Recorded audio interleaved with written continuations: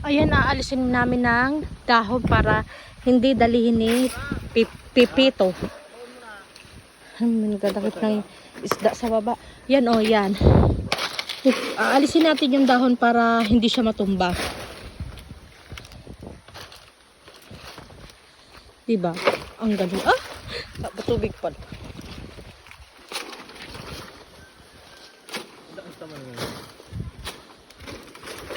Tirahan mo si Pipito. Ilan to si Pipito? Oh, Pipito. Ang laki niyang Pipito. Wag naman Pipito. Wag naman ganyan Pipito. Ano, tinulungan ka na nga namin. Sana wag mo naman ubusin.